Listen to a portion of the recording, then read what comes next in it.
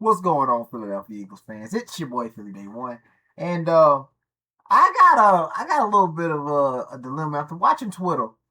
I seen the pressure rates of Nolan Smith went on the field, and the pressure rate of Jalen Hunt went on the field, and they're pretty similar.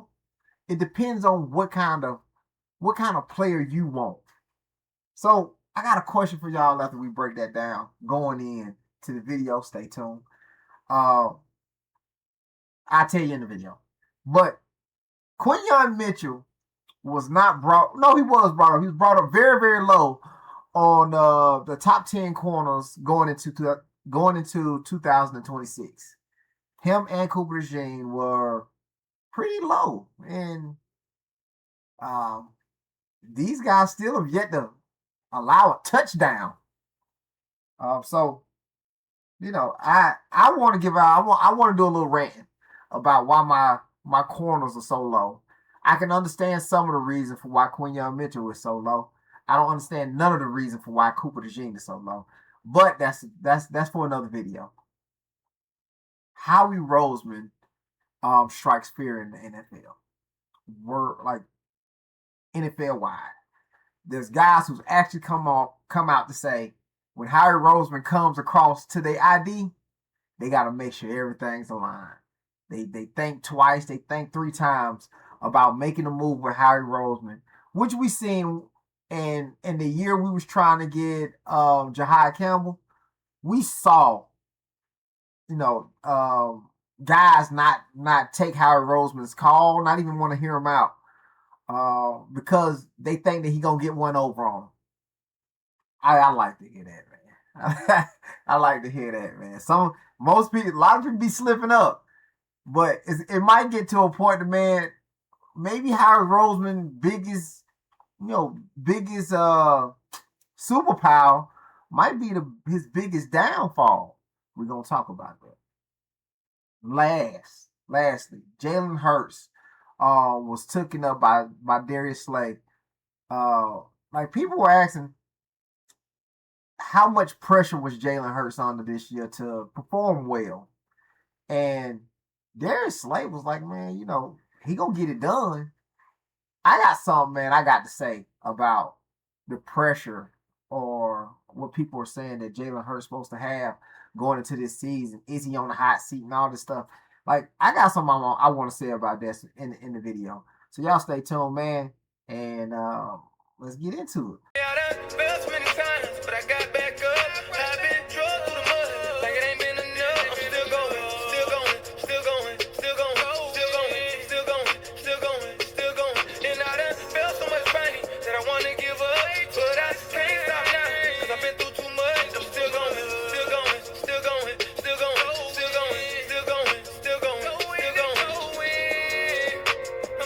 All right, so look, Nolan Smith and Jalen Hunt, on one side, at one point, on one side, Jalen Hunt was much better than Nolan Smith, and on the other side, Nolan Smith was much better than Jalen Hunt, and Jalen Hunt.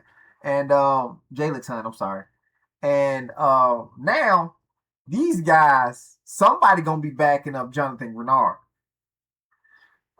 and that's a fact. Somebody's gonna be backing up Jonathan Renard. Both of these guys ain't gonna be able to get on the field. Nolan Smith is fighting for a contract for next year.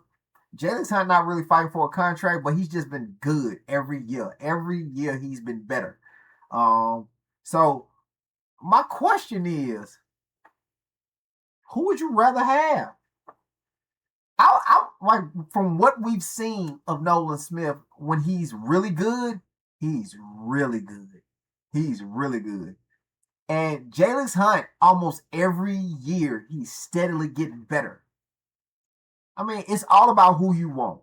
I'm going to go ahead and look. So the pressure rates for Nolan Smith was 16.3% pressure rate when he's on the field.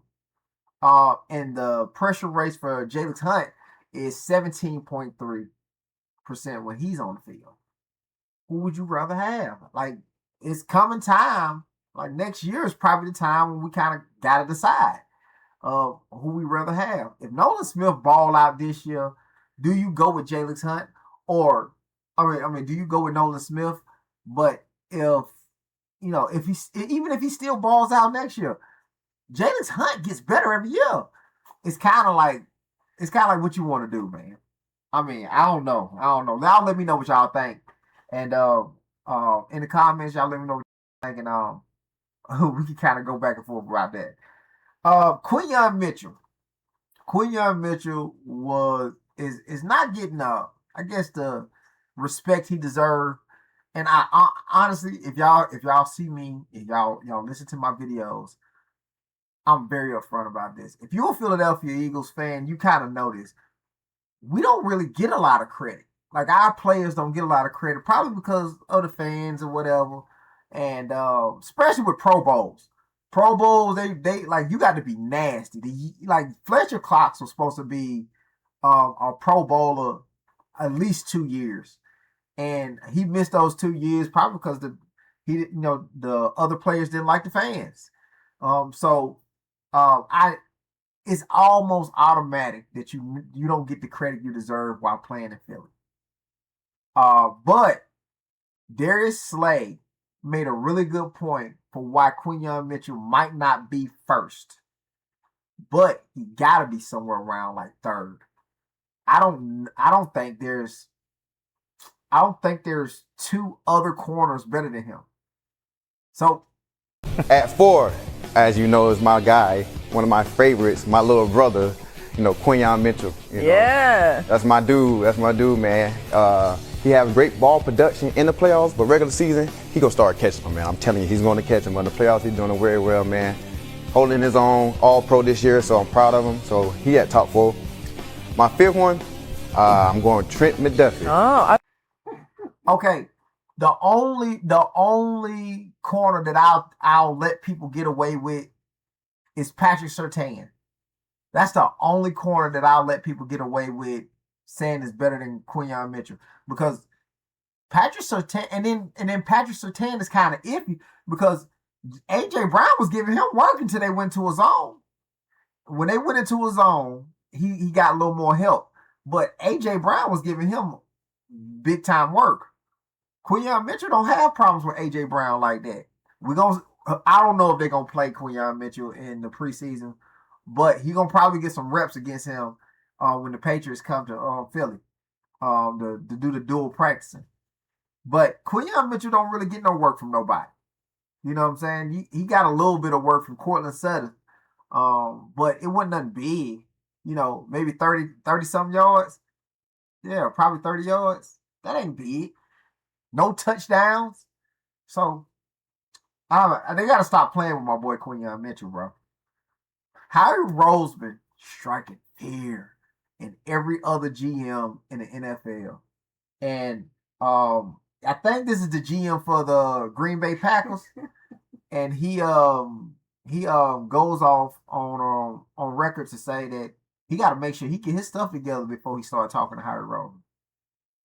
I mean, I'm sure everyone that you ask that question says Howie, but I have a good relationship with Howie, and it's really an ultimate sign of respect because I mean he's so smart, and no one kind of navigates draft day and the draft board like Howie. So he's the man. It's one of those things where he calls, you just got to just double check, your draft board, your evaluation, the trade values, because he's locked in, but I was thankful I had a chance to learn from him. So absolutely, a lot of respect for him. But I certainly, when he calls, I think that you're just double checking your notes. We kind of knew this, though. Howie Roseman, when he's willing and dealing and stuff like that, people feel like they got got. And almost every other trade that we've done with somebody, we end up on the best side of it. You know what I'm saying? If you look at Hassan Reddick, we ended up on the best side. He didn't even play for them, I don't think. Didn't return to camp or nothing. He didn't even play for them. For the Jets. Who was? I can't think of nothing right off the money, but the Hassan Reddick thing. But we tend to end up on top when we do trades, man. So it's good reason for people to be afraid of Howie Roseman, but how long before we don't even get to make no trades because everybody on the same page, but don't take no trade with Howie Roseman. But we do a really good job of building in the draft. We do a really good job of building in the draft. So, hopefully the whole league ain't boycotting Howie Roseman when it comes to taking trades. But that is yet to be seen. We'll see what that look like. Let's get off to the Jalen Hurts, man. I might take a little long with this. Jalen Hurts, everybody's talking about how great he need to be. He need to be really, really good this year. He's on, he is on a hot seat. There's a lot of pressure on Jalen Hurts.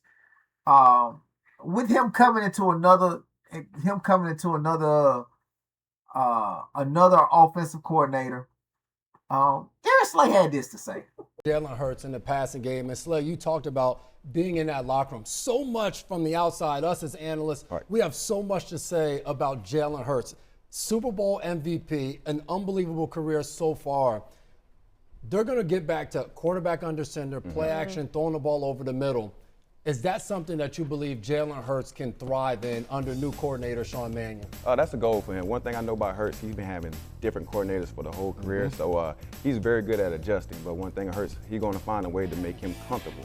So with him being under center, I think will be a new test for him. Turning his back to the offense, to the defense, and seeing a different picture from when he's seen it from under the center to when he turned his back to now he's seeing a different. So it's going to be a good challenge for him. And one thing about Hurts, he loves a challenge, and he like to exceed those challenges. So I'm looking forward to the season. I'm rooting for my guys to do their thing. I need them to go ahead and win the NFC East. You know what, man? We're going to come up off Jalen Hurts real quick, and we're going to say this. This year, Josh Allen got a new head coach and probably a new offensive coordinator.